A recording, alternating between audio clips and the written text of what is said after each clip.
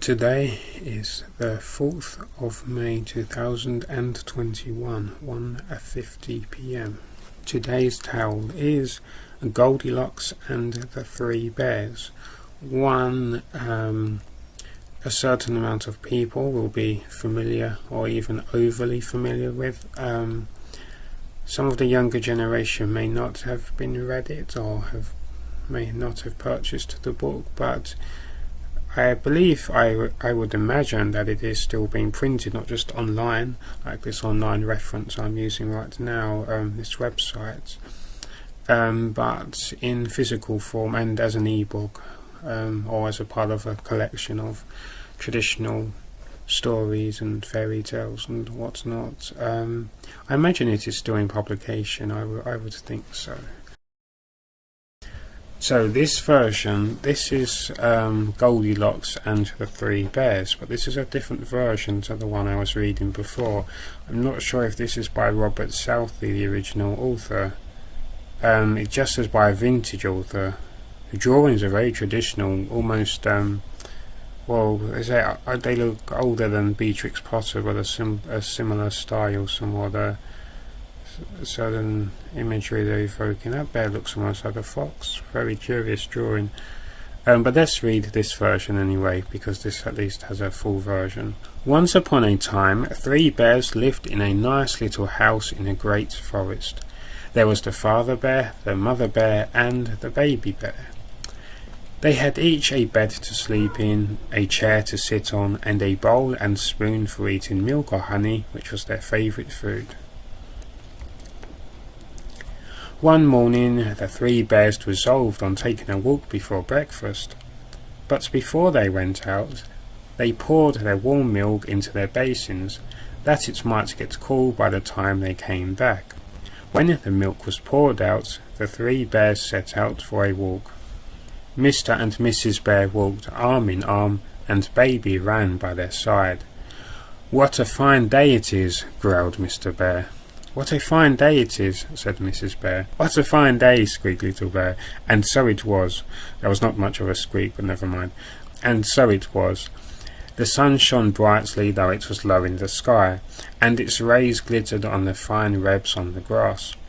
The leaves shivered in a soft breeze, the wood pigeon cooed, the lark sang loud enough to make himself hoarse, the sparrows chirped, the bee buzzed, and a yellow butterfly perched on Great Bear's nose. "What a squeaky noise these creatures make," said Big Bear, as he brushed off the butterfly. "What a pity it is they have not our deep voices." "Yes," said Mrs. Bear, "you have a much finer voice than the lark. I should like to hear him growl as you do." "Oh, my dear, you are too kind. My growl is nothing to the lion's." And thus conversing, the bears walked on. Now, there lived in the same forest a sweet little girl who was called Goldilocks. She was the woodman's daughter, and her hair looked just like sunbeams. She knew every tree in the greenwood, and every flower in it. She loved the birds and liked to listen to their song, and everything in the wood loved Goldilocks. The trees bent down their lower branches to touch her glittering head as she passed. The birds sang sweeter as she glided by. The lark's song in the sky was, come up, Goldilocks, here is your happy home." "Coo, I love you, coo, I love you," cooed the wood pigeon as she passed. "Twit, twit, pretty child," said the sparrow. "Oh, you darling," sang the blackbird, and Goldilocks laughed with glee, for she liked to be loved. And eaten as well. Or does she actually get eaten? Whoops, spoiler alert. As to the butterflies, they flew after her, and rested on her hair, and tickled her cheeks, but she never tried to catch them. She would not frighten or vex them for anything. She loved all the creatures, and that is why they loved her. Love makes love. "Dear little Goldilocks," she went on singing merrily through the greenwood, saying sometimes to herself, "I wish I could sing as well as the lark." By and by little Goldilocks reached the bear's house. She had never seen it before, and she wondered who lived there. A window was open, and Goldilocks peeped in. See, this is like with the bear story. Well, and again involving bears, but like the bear hunter, the bears are the innocent ones in these stories. See, it's all this defaming of bears who are just trying to enjoy their breakfast. Dear me, thought the child, whose house can it be? There was a table and 3 chairs and 3 basins of hot milk, all steaming, and nobody to drink it. But I don't see any work or books or anything else. I think I will go in and see who lives here. See, now she's breaking and entering. So she tapped at the door and cried, "Is anyone at home?" But, okay, well, at least she's trying to find out. You know, she's politely breaking into someone's house. Say, by the way, is anyone home? But so there was no answer. Because they were all shaking in fear. But there was no answer. And then Goldilocks stepped in very carefully and looked about her. She could not see anyone, nor hear anybody snoring, so she walked into the bear's parlour. There was a fire, which made the room cheerful, and the hot milk looked very inviting. It quite seemed to say, "Come and have some breakfast." And the early spring air had made Goldilocks rather cold and very hungry, so she sat down by the fire in the little bear's chair. It was too small for her, but she did not quite sit down at first. In a moment she got up again and went round the table and tasted the milk in all the bowls. Little Bear's was the nicest, because it had sugar in it, and Goldilocks thought it was good. So she took the bowl and sat down again in Little Bear's chair, took his spoon and ate up all his milk. Now this was very wrong. A tiny bear is only a tiny bear. Still, he has a right to keep his own things. But Goldilocks did not know any better. Unluckily, Baby Bear's chair was, as we have said, too small for her. She broke the seat and fell through, basin and all. Then Goldilocks went upstairs, and there she saw 3 beds all in a row. Goldilocks lay down on Father Bear's bed first, but that was too long for her. Then she lay down on Mother Bear's bed, and that was too wide for her. Last of all she lay down on Baby Bear's bed, and there she fell asleep, for she was tired. You should see some of the drawings. They're really fascinating. They're really cute and yet very direct. By and by the bears came home. Baby Bear saw that his chair was broken and thrown down, and he cried in a very squeaky voice, "Somebody has been here." And Father Bear growled, "Somebody has been here." And Mother Bear growled more softly, "Somebody has been here." Then they went to the table and looked at their breakfasts, and Father Bear growled, "Who has touched my bowl?" And Mother Bear growled, "Who has touched my bowl?" And Tiny Bear squeaked, "Somebody has broken mine." And then Tiny Bear began to cry, for he was very fond of his own bowl and his own chair, and besides he was very hungry after his long walk in the forest. It really did seem a shame. Then the 3 bears thought they would go over their house to see who had been in it, and to try and see if they could find their thief.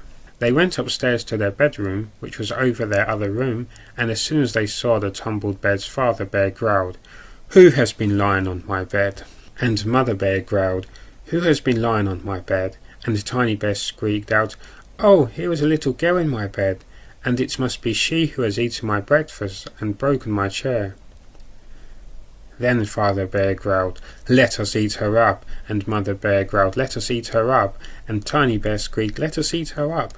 The noise they made woke Goldilocks, and you may imagine how frightened she was when she saw the 3 bears. She started out of bed and jumped out once out of the window. The bears rushed after her, and Father Bear caught her golden hair in his teeth. He turned Super Saiyan. No, just kidding. The bears rushed after her, and Father Bear caught her golden hair in his teeth, but she left a lock behind and still ran on. Then the 3 bears all jumped out after her, but they fell one on the top of the other and rolled over and over, and while they were picking themselves up, little Goldilocks ran home, and they were not able to catch her. But I do not think she had acted rightly, though she did not deserve to be eaten up. It was very wrong to break Little Bear's chair and eat his milk, and I think Goldilocks will have to take great care to keep out of the reach of the 3 bears.